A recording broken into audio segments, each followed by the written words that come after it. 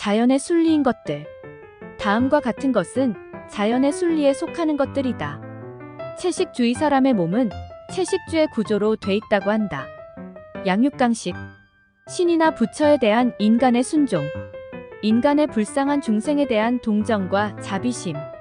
남자가 예쁜 여자나 사람을 좋아하는 것. 인간 세계의 윤리와 도덕. 위에 반하는 것들은 자연의 순리에 어긋나는 것이므로 지양하는 것이 좋다.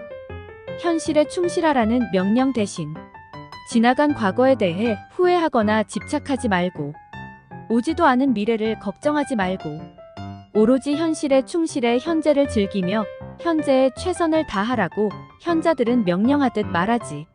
하지만 현재에 충실해 산다는 게 말처럼 쉬운 게 아니다. 현실에 최선을 다하라는 것은 강박증을 불러와 오히려 삶의 질을 떨어뜨릴 수 있다. 그 대신 현재의 상태에서 현실의 인연에 따라 마음 가는 대로 사는 것이 순리에 맞는 얘기가 아닐까? 나쁜 사람보다는 그리 선하지도 악하지도 않은 보통 사람. 보통 사람보다는 남을 배려하고 도와줄 줄 아는 좋은 사람.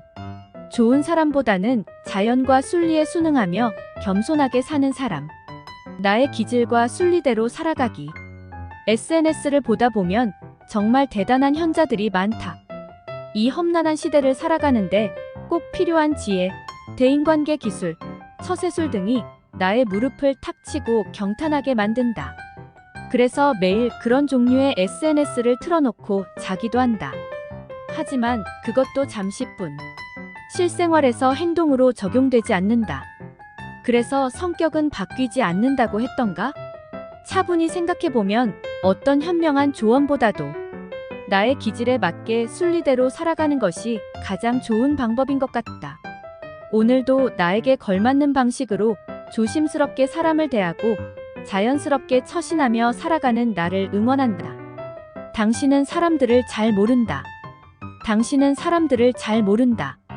그가 어떤 성적 취향을 갖고 있고 어떤 사상이나 종교를 갖고 있고 어떤 성향의 사람인지 스스로 말하지 않는 이상 전혀 알 도리가 없다. 아무리 가까운 친구일지라도 심지어 가족일지라도 지구에 사는 사람들의 지문이 같은 사람이 한 사람도 없는 것처럼 사람은 다 다르기 때문이다. 그냥 순간적으로 마음이 통했다면 그것으로 만족하라.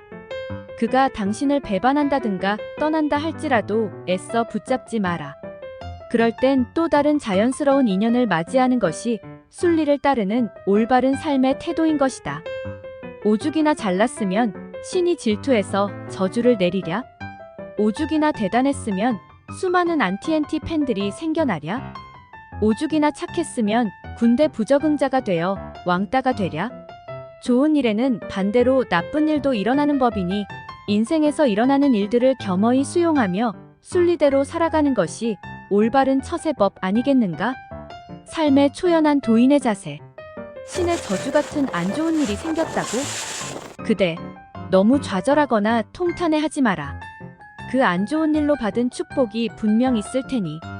좋은 일이 있으면 안 좋은 일이 있는 법이고 나쁜 일이 있으면 이면에 좋은 일이 있는 법이다.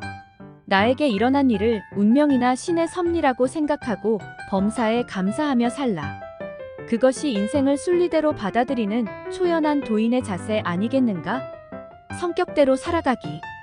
세상이 선이 이기는 곳이 아니고 잔인한 힘의 원리, 즉 양육강식의 원리가 지배하는 곳이어서 염세주의자가 됐다면 그냥 염세주의자로 살아가기. 성격이 내성적이어서 남들과 잘 어울리지 못할 때 성격을 억지로 외향적으로 바꾸려 하지 말고 내성적인 것의 장점을 살려서 내성적으로 살아가기.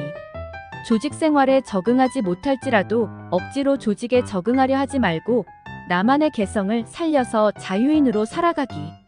인사이더가 아니더라도 아웃사이더로서 세상의 진보와 확장, 발전을 위해 살아가기.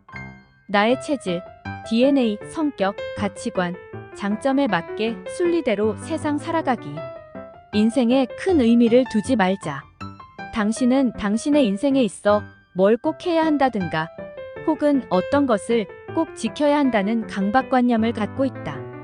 설상가상으로 당신의 친구는 당신에게 인간으로서 꼭 지켜야 하는 규범이라든가 종교적 이념을 지킬 것을 충고한다. 하지만 인생에 그런 것은 없다. 당신 하고 싶은 대로, 기분 내키는 대로 자유롭게 살면 그만인 것이다. 세상엔 사고로 죽거나 아파서 병원에 입원한 사람이나 젊은 나이에 죽는 사람들이 부지기수다. 또 당신보다 어렵게 살아가는 사람들이 엄청 많다. 누군가 말했듯이 인생에 큰 의미를 두지 말자. 비스님의 말 맞다나 우리는 길가에 핀 작은 풀잎에 불과한 것이다. 법률이나 최소한의 윤리에 어긋나는 것이 아니라면 어떤 방식으로 살든 막 살아도 되는 것이 인생인 것이다. 그냥 자유롭게 살다가 때가 되면 미련 없이 다음 생으로 가는 것이 자연의 순리인 것이다. 살아남는 자가 강한 자다. 강한 자가 살아남는 게 아니고 살아남는 자가 강한 자다. 그러므로 우리는 강하려고 애쓰기보다는 살아남기를 바라는 게 좋다. 바람에 대항해 싸우려 하기보다는 갈대처럼 이리저리 흔들려도 순리를 따르며 운명에 나의 몸을 맡기자. 그것이 살아남는 길이다. 신과 인간과 동물의 관계. 이 세상의 동물들은 순수하고 어느 정도의 두뇌 능력을 갖고 있으나 인간의 지능과 지혜를 따라가지 못한다. 고로 동물은 인간에게 무조건 순종하며 살아갈 때 안전하고 행복하게 살 길이 생긴다. 그러면 인간은 어떠한가? 인간은 우수한 두뇌와 지성으로 오늘날의 문명 세계를 만들었지만 신의 지혜에는 어림도 없다. 가끔 신적인 사람들이 신의 메시지를 대신 전해주지만 이도 완벽하지 않다. 하루에 10분 정도라도 명상의 시간을 가지며 신의 목소리에 귀를 기울여야 한다.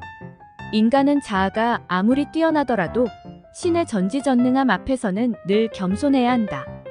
우리는 늘 신께 순종하고 자신의 삶을 의탁하며 순리대로 살아야 한다. 인간은 인간보다 못한 동물들에게는 자비를 베풀고 인간보다 뛰어난 신께 두려워하고 경배하는 마음을 갖고 의와 선을 실천하며 살 때 비로소 삶이 정상적이고 충만해진다.